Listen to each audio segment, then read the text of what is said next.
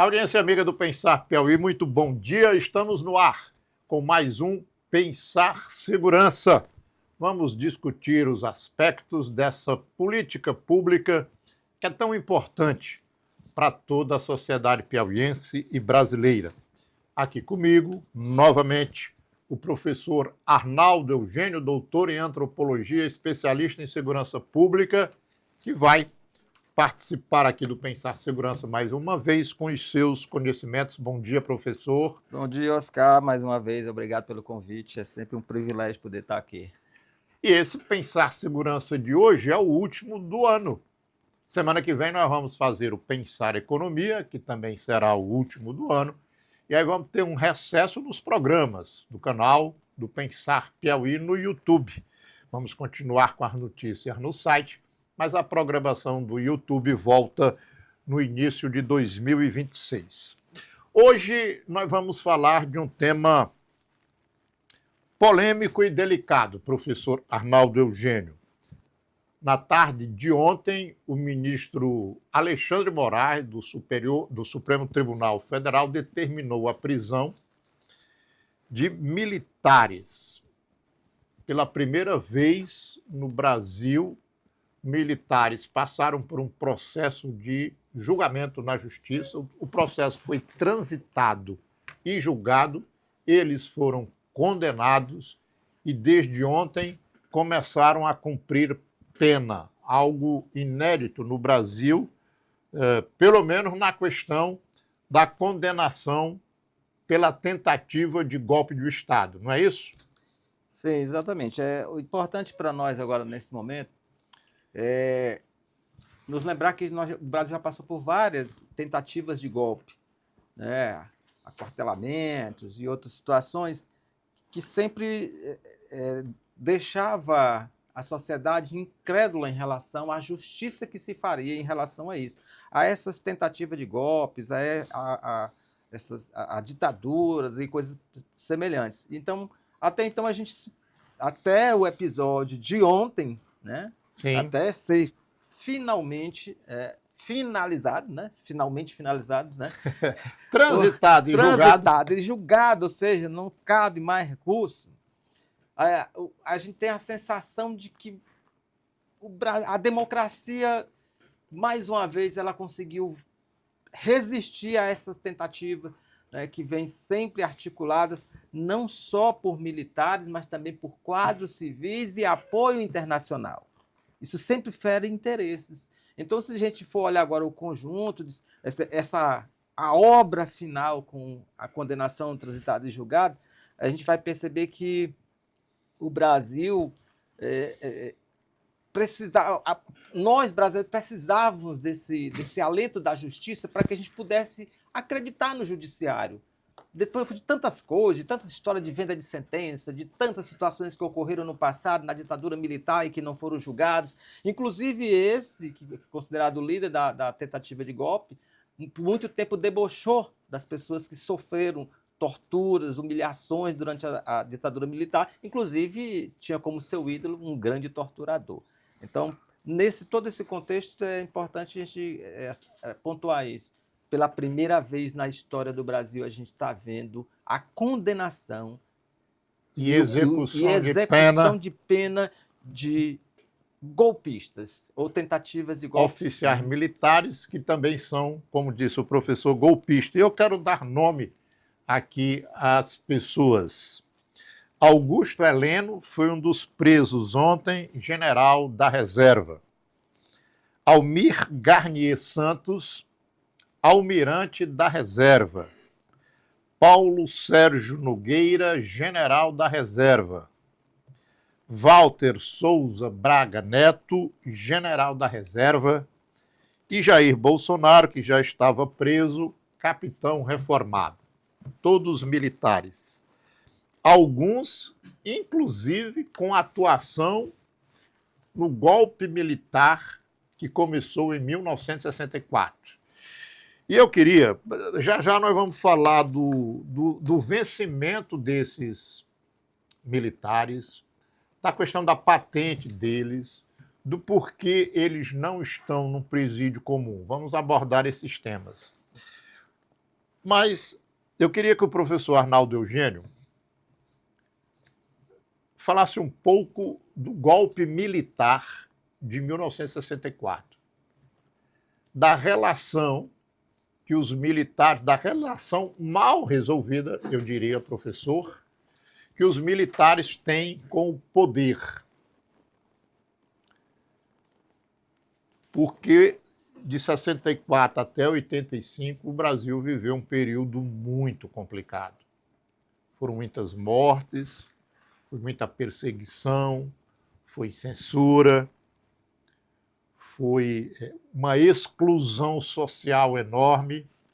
Então, pinte o quadro que o senhor tem na mente sobre o golpe de 64, suas consequências e seus atores. Bom, primeiro, colocar aqui como filho de ex-militar. Conhece bem o assunto. Eu estava lá no lado, né, mas não sou a favor. Não sou a favor de golpe militar. E o Brasil vem vivendo, historicamente, o Brasil sempre vem vivendo isso aí. Mesmo com a redemocratização, olha o exemplo agora. O exemplo bem claro. E aí a gente. Por isso que eu falei de relação dos militares com o poder. Isso. Parece que eles não compreendem bem a função constitucional deles. Exatamente. Aí, assim, é uma visão que se colocou muito. Eu vou já chegar no histórico do 64, mas eu quero partir dessa fala que você disse aí. Os militares, principalmente no Exército, eles têm a ideia de que ele é um quarto poder. Não é. Essa é uma visão que eles têm nesse imaginário de que eles são um quarto poder que estão à margem da lei. Não estão. Esse é que é um conflito mal resolvido. Mal resolvido, um conflito ao longo dos anos. Ao longo dos anos. A própria instituição ela sofre por essa crise existencial de querer ser um quarto poder sem poder ser. Então, professor, essa vontade, essa crise de identidade. Essa crise de identidade dos militares brasileiros tem a ver com o processo de golpes que aconteceu na história, fora do Brasil mesmo. Sim. Toda a América Latina sofreu isso, outras partes do mundo, não só no continente latino-americano. Sim. Mas as forças armadas de outros países, geralmente instigadas pelas corporações econômicas do mundo, Estados Unidos e outras, exerceram o poder através de ditaduras. O Brasil também teve uma instituição das suas forças armadas lá atrás, com Caxias, na época do Império, de uma forma também, vou repetir a expressão, mal resolvida. Me parece que junta tudo isso e aí faz os militares, principalmente o pessoal do Exército, ter essa sensação de que eles são o quarto poder, é isso? Isso, e que estariam acima da lei, e não estão. Eu acho que essa crise de identidade tem que ser... Nós não estamos desmerecendo o Exército. O Exército é uma instituição extremamente importante e ela tinha alta credibilidade anterior ao governo, de Bolsonaro. Jair Bolsonaro. O Exército era uma das instituições de alta credibilidade. Então, o que se tinha ali, aquela ideia, inclusive tinha uma visão muito romantizada de quem era filho e próximo de militares, é que tu vai para o Exército, lá tu vai se ajeitar. Lá vão te botar na ordem, na disciplina, na regra, na norma, tu vai ser gente. Tu vai ser homem, naquela época era homens, hoje já tem mulheres, né? Então sempre teve essa ideia de moldar um indivíduo, né, dentro daquilo que eles acreditam que é a coisa certa, moral, mas por trás dessa moral e dessa ética existe uma crise existencial que vem desde a sua própria criação. A própria polícia do Império ela tinha um problema seríssimo, que ela foi criada para fazer faxina social. O que é que a gente vê hoje com as polícias do DERIT? Faxina social. Faxina social. Ou seja, eles terminam achando que eles vão resolver um problema social, econômico, porque esses problemas eles são complexos. Essa ideia de uma educação que foi fragmentando o conhecimento é que faz as pessoas pensarem que isso é problema de polícia. Problema de polícia é problema da sociedade como um todo. É um problema de política, é um problema de economia, é um problema... Então, o que a gente percebe é que o Exército não conseguiu ainda se resolver. vamos dizer assim, essa crise existencial de entender que é, sim, uma instituição extremamente importante, as Forças Armadas são importantes para a garantia até da soberania do país, mas não estão acima da lei. E precisamos mudar algumas coisas, como privilégios, né, regalias. Mas vamos já falar que dele. também tem. Então, em 64, só para lembrar, em 64, a grande questão que existia ali, a motivação, ela primeiro foi construído, não foi só em 64, o golpe era para ser 31 de março de 64. O que acontece é que isso foi construído bem antes, porque havia um embate. O suicídio de Getúlio Vargas em 54 impediu o golpe. Impediu o golpe. Para 10 anos depois. Para 10 anos depois. Então, assim, que talvez Bolsonaro tivesse conseguido agora se ele tivesse sido reeleito. Ele fez tudo errado. Fazer errado é próprio da família Bolsonaro. Porque se ele tivesse priorizado a reeleição, teria uma chance maior de dar o golpe. Mas agora já é tarde, felizmente. Então, o motivo alegado também na época era o comunismo. Então se criou essa ideia de que o comunismo... Hoje, inclusive, até me lembro de vendo alguns relatos e lembrando de algumas figuras históricas, muitas pessoas falam em comunismo, aí você pergunta, o que é comunismo? Elas nunca leram, elas nem sabem. Elas têm uma visão totalmente distorcida. É a mesma coisa dizer que Paulo Freire, quando fala da obra do Paulo Freire, o cara diz, tu leu algum livro? Não, eu disse, não entendo como é que tu fala. Professor... O ECA defende bandido. Você vai ler o ECA? Não, o ECA nunca foi nem implementado totalmente no Brasil. Então, assim, essa motivação alegada na época era o comunismo e lembrar as pessoas que era uma conspiração de militar com quadros civis ali nos anos 60. Eu estava tentando intervir para dizer isso. Me parece que o golpe de 64, a discussão dele no meio da sociedade... O instigar da derrubada de Jango e a constituição de um governo não eleito estava mais em setores da sociedade civil do que das próprias Forças Armadas. Só que na hora da execução, aí os militares deram um chego para lá nos civis e assumiram com Castelo Branco posto.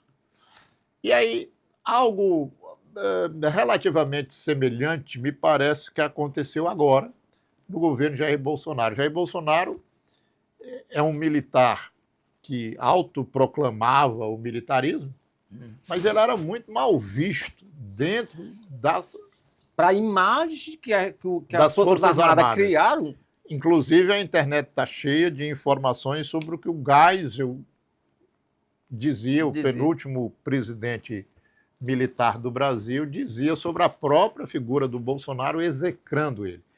Mas ele quis vender essa imagem de um militar e eu diria que ele chamou alguns, o Augusto Heleno, o Braga Neto, e eles também se apropriaram do Bolsonaro, e tal qual em 64, quando eles excluíram os civis e tomaram o poder, eu tenho dúvidas se o Bolsonaro ganha do Lula, se o Bolsonaro seria o presidente. Se não seria o Braga Neto, o general Heleno. Porque eles estavam preparando isso. Eles estavam preparando o golpe dentro do golpe. Pois é. Na verdade, porque eles já viveram isso no passado. Esses militares viveram isso no passado, eles sabiam o que fazer. Então, chegou a oportunidade de botar um militar, um dos seus quadros, mas de uma figura totalmente execrável do ponto de vista moral. Então eles imaginavam, como ele faz um levante popular, Sim, político, eleitoral, quando ele pensar que vai sentar na cadeira, a gente dá o golpe dentro do golpe. Porque nós somos generais e ele é um mero capitão, que não tem coisa nenhuma do ponto de vista moral. Que nunca deu um pulo de paraquedas. Deu um pulo de paraquedas, mas que dá um golpe. Então, assim, a história não se repete, os fatos se assemelham. Todo um conjunto. Em 64 também era assim. Então, eu tinha uma conspiração de militares, mas o que motivava mais a tentativa do golpe, ou o golpe em si, da ditadura, eram os interesses das elites. não era questão do povo, eram os interesses das elites em relação à política e à economia. Então, Jango prometia reformas de base. Exato. A estatização Reforma agrária. por Jango já gerou um conflito muito grande, principalmente naquela época com os grandes poceiros tal, de terra. E aí a gente percebe que a briga pelo poder, o poder político, estava entre as questões econômicas e questões políticas, mas é porque é os interesses da elite que estavam em jogo.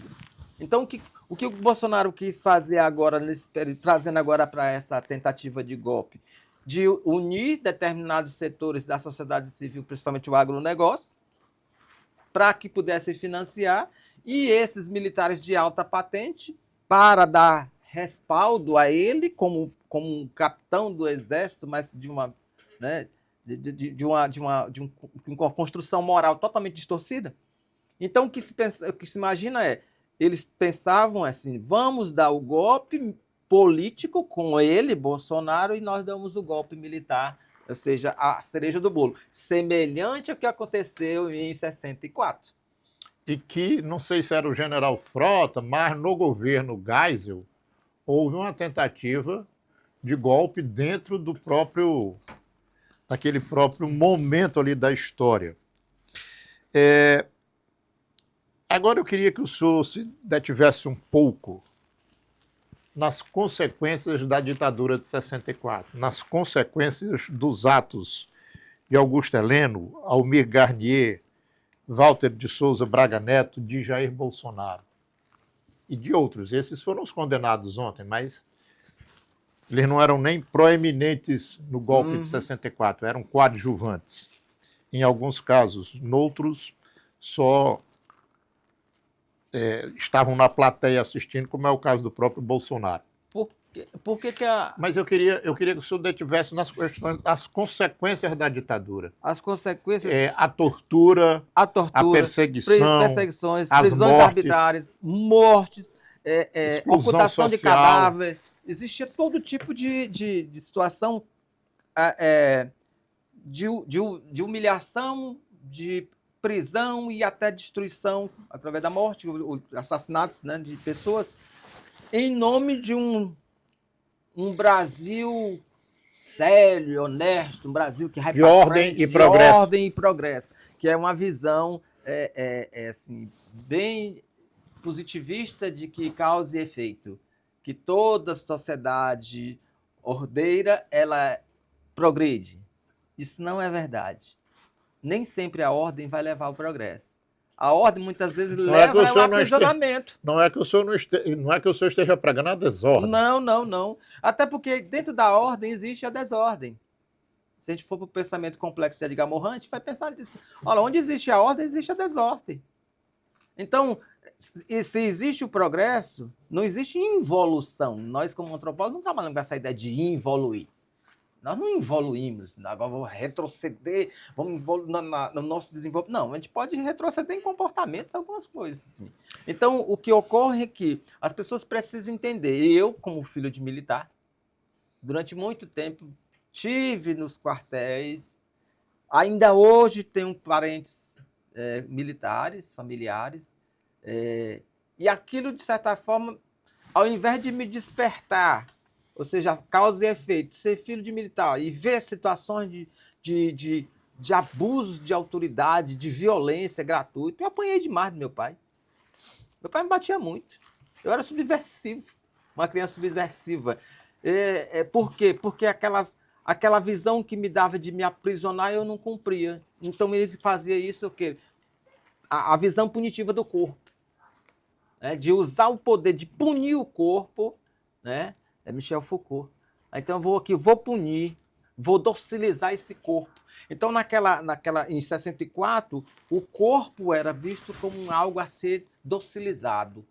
Então, aqueles que não aceitavam isso eram destruídos, eram os corpos destruídos. Então, prendia, humilhava, torturava, estuprava. Tudo que essas pessoas que defendem hoje a ditadura militar não têm nem noção do que é. Tem muitas pessoas que estão aí hoje que defenderam junto com esse líder da tentativa de golpe, dessa organização criminosa, não tem nem noção do que é a ditadura militar.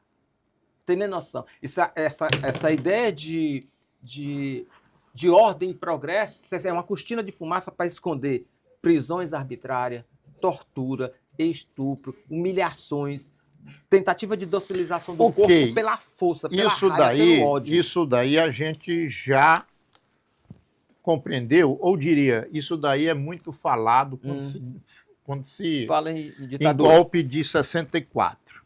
Mas houve outras consequências. Por exemplo, eu sempre afirmo isso, a carreira militar é uma carreira diferenciada dos outros trabalhadores do país. Se um pai de família morre, sua filha, de 21 anos de idade, não pode receber a pensão.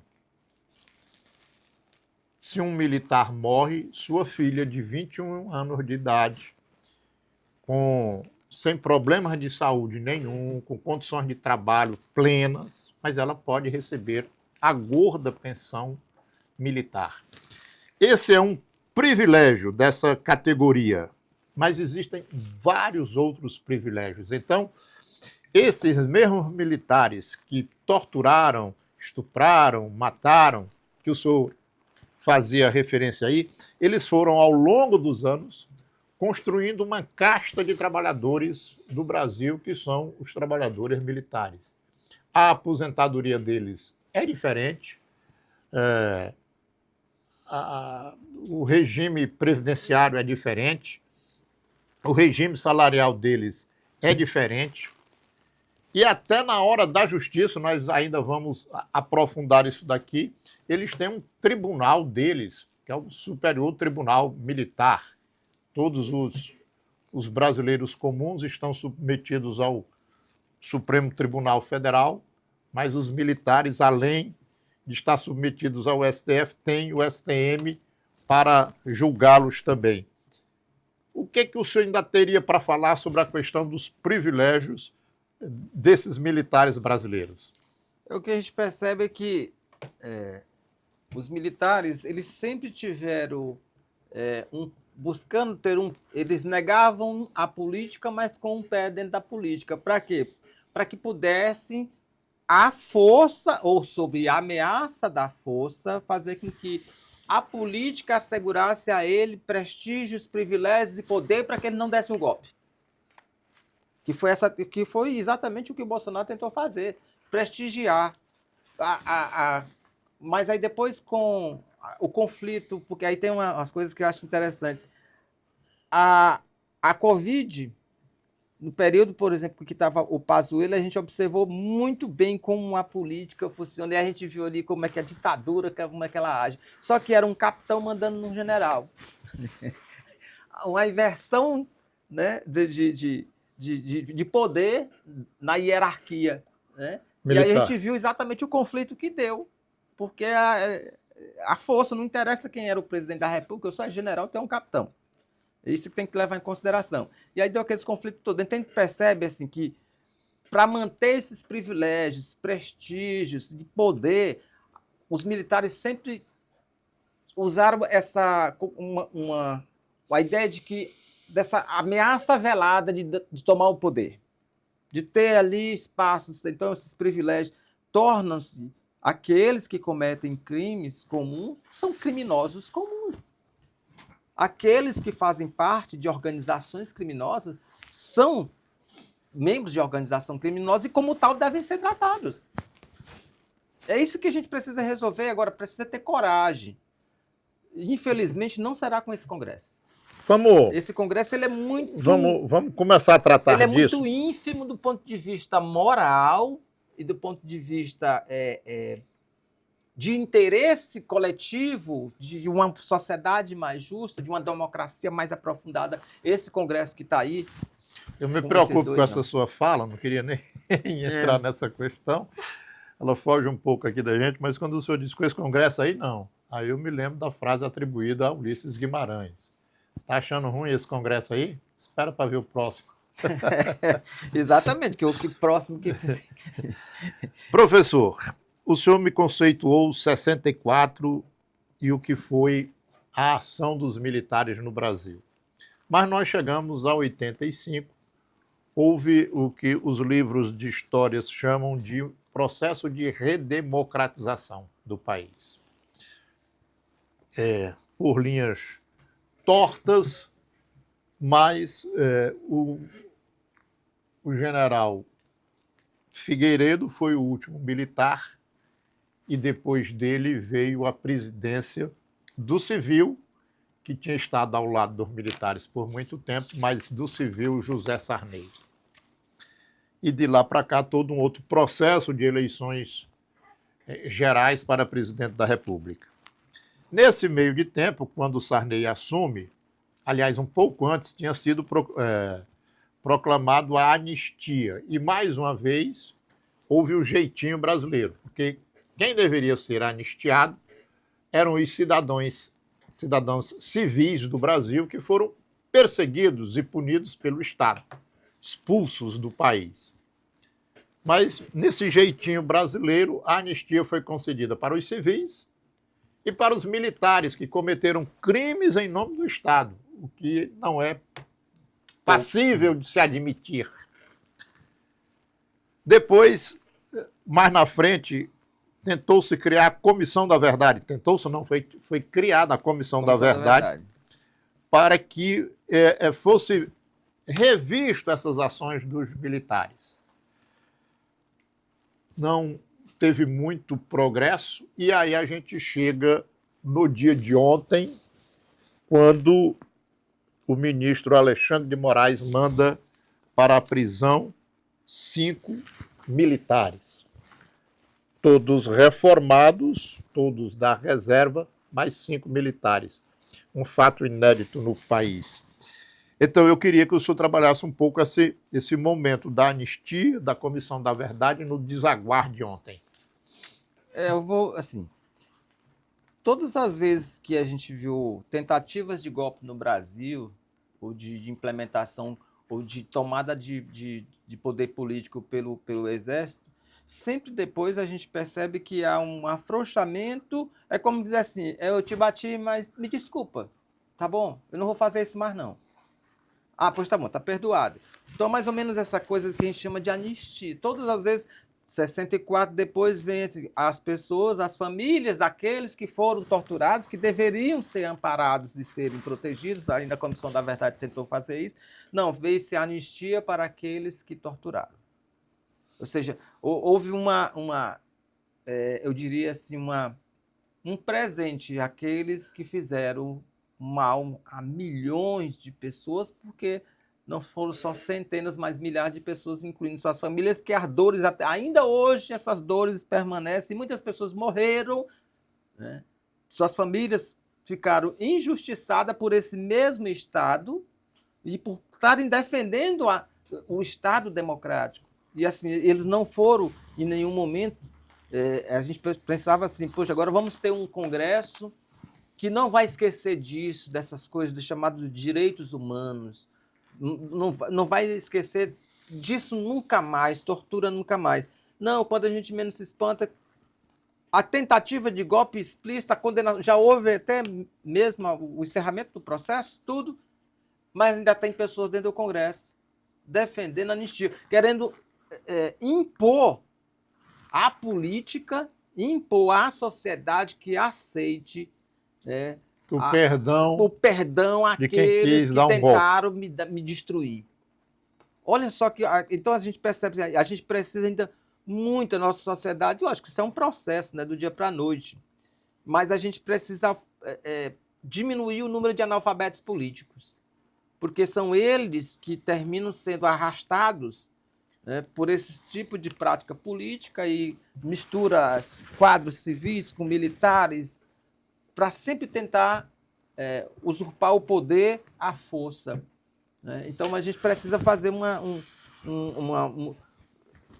é sempre um processo, lógico, né? Mas a gente precisa criar movimentos para que as pessoas comecem a se aprofundar e se apropriarem mais de contextos históricos. Inclusive, você viu durante esse período todo aí do bolsonarismo, do trágico bolsonarismo, e não existe bolsonarismo que não seja trágico, não vejo, professores de história defendendo ditadura militar, professores de história defendendo Bolsonaro. Aí a gente E aí eu lembro do Renato Russo, lá nos anos 80. Que Sim. país é esse? Que dá para um professor de história defender um cara que está literalmente preparado para dar um golpe de Estado, ou seja, tomar o poder à força. E aí ele defende e diz que isso é democrático. Não, mas ele é democrático. Democrata? Isso não tem nada de democracia. Então a gente precisa, então, aprender com 64, aprender agora com 2025, com essa condenação, que há uma diferença, porque em 64 não houve a condenação, né? Houve muito pelo contrário, houve uma anistia, tentaram de novo anistiar agora. Houve a condenação, mas um portal de notícias, o UOL, diz hoje que mesmo que percam as patentes de general, almirante, capitão, o presidente Bolsonaro e os demais militares seguirão recebendo pensões que somadas chegam a 2 milhões de reais por ano. Então, queria um comentário seu sobre isso. Eles foram presos ontem. E foi pedido ao Supremo Tribunal Militar que seja retirada a patente deles. Mas o portal está dizendo aqui que mesmo que a patente seja retirada pelo Supremo Tribunal Militar, que a gente só vai saber se vai ser retirada ou não no início de 2026, mesmo assim, eles recebem pensões que somadas todas chegam a 2 milhões de reais por ano. É muito dinheiro e é muita benesse, não é não, professor? Mais uma vez a gente volta para aquelas questões assim do próprio Congresso ou da política tentar organizar essa situação, torná-la mais justa, porque não é justo um criminoso, porque serviu ao Exército, manter privilégios. Qual é a diferença dele em relação a outros criminosos comuns? A diferença é porque ele vestiu uma farda das Forças Armadas, que essa ideia de julgar pelo Código Militar, pelo processo militar, o Código Penal Militar e o processo militar para tentar, assim, vou salvaguardar a imagem das Forças Armadas. Então ele perde a patente. Oh, maravilhas! Mas ele não perde os privilégios. Pois é. Mas, que país é esse? Qual é a diferença dele? Ele não é... Vocês disseram, se ele perdeu a patente é porque ele não tem... Do ponto de vista moral, ele não pode servir a essa instituição. Não. Então, do ponto de vista do judiciário brasileiro, eles também não podem conviver dentro dessa sociedade com privilégios. Eles cometeram crimes gravíssimos. Eles têm que responder isso e têm que perder privilégios, prestígios e poder. Porque assim a gente pode tentar organizar essa sociedade para que possa inibir que outros indivíduos, vestindo ou não farda das Forças Armadas, não se sinta estimulado a cometer um golpe, porque ele vai compensar, dizer, eu perco minha farda, mas não perco meus privilégios. Eu sou um ex-capitão criminoso, de organização criminosa, mas a minha família, meus filhos vão continuar recebendo privilégios, prestígios que outros trabalhadores não têm. Trabalhadores que dão o seu suor para manter essas regalias, esses prestígios, esses poderes.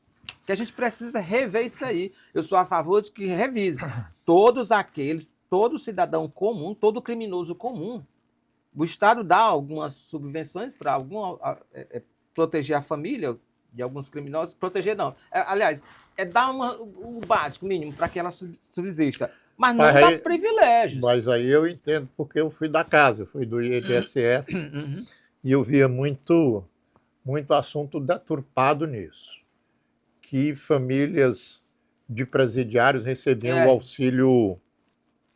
Como é o nome? Auxílio reclusão. Auxílio reclusão. Mas a Previdência só pagou e só paga auxílio reclusão para aquele que hoje está detido, mas quando estava em liberdade contribuía para a Previdência Social. E aí, então não existe pagamento de auxílio reclusão para qualquer presidiário. Qualquer presidiário. Não contribuiu com a Previdência e aí não adianta chorar, não adianta reclamar. você paga uma previdência para ter um Para retorno depois. Isso. Um retorno É uma na hora justiça da social. doença, um retorno na hora de uma velhice, ou, porventura, um retorno na hora de um aprisionamento. Então, Sim. você paga para isso.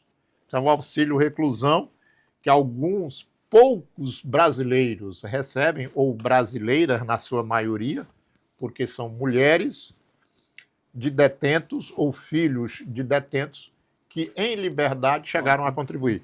Mas, vamos voltar por militares. O senhor estava falando das remunerações que são altas.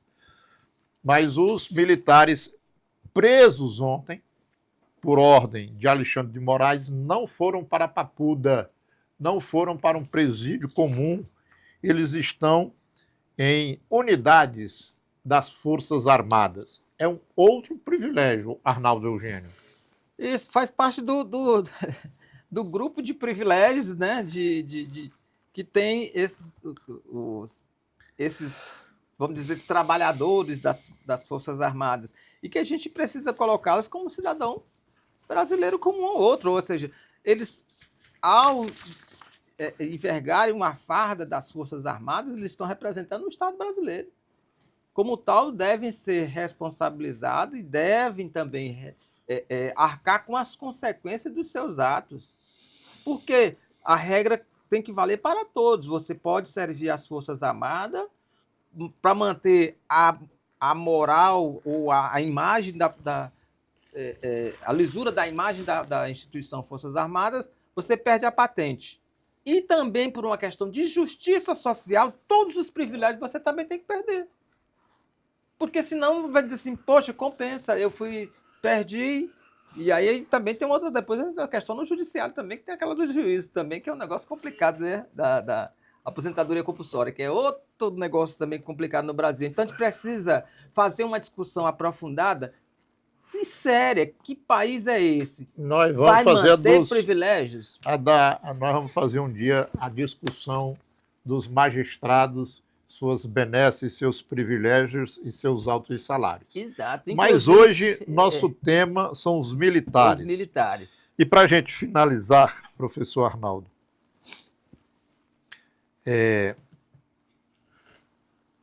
os militares foram presos. Há muitos brasileiros que brincam com a situação, que comemoram a situação. Sim. Mas eu fiz um vídeo dizendo que não era comemoração, nem era vingança, era celebração da justiça.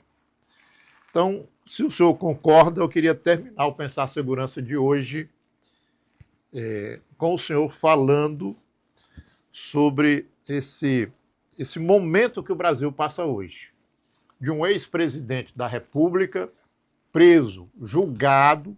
Foram mais de 2 anos de julgamento, transitado e julgado, recolhido à prisão e iniciando o seu longo período de cumprimento de pena. E junto com o ex-presidente da República, políticos como o fugitivo Ramagem, que fugiu, mas a polícia há de pegá-lo, e militares.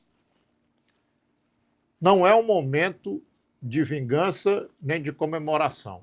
É um momento de exaltação da justiça, Arnaldo Eugênio. Exatamente, a exaltação da justiça, porque se olharmos para as outras tentativas de golpe, nunca tivemos situação semelhante, de irem para a justiça no devido processo legal que a democracia prevê, tiveram direito de defesa e tudo, e houve a finalização desse processo e a condenação deles.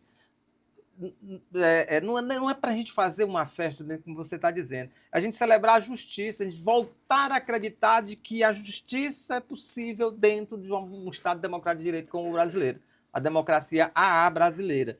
Então, assim, o fato de ter figuras nocivas na política e para a sociedade e para todo o conjunto da sociedade, que é no caso do líder da organização criminosa, o Bolsonaro, como foi classificado, e foi julgado como tal, só terá a possibilidade agora de entrar na política em 2060.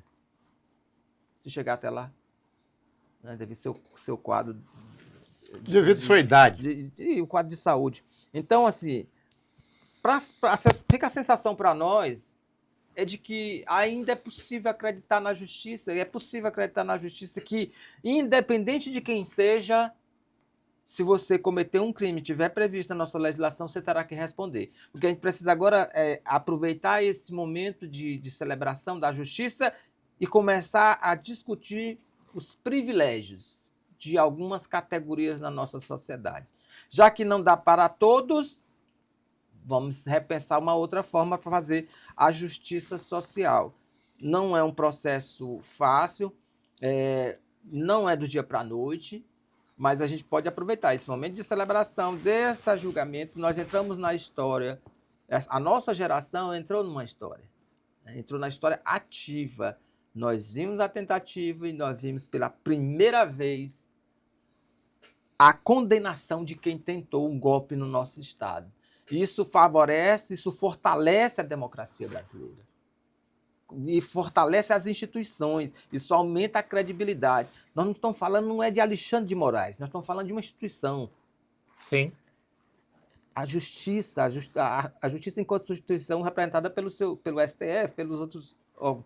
A voltar a acreditar, limpar, que a gente possa ter aproveitar esse momento e fazer uma limpa ética e moral nas instituições, voltar a acreditar nelas, mas fazendo esse jogo.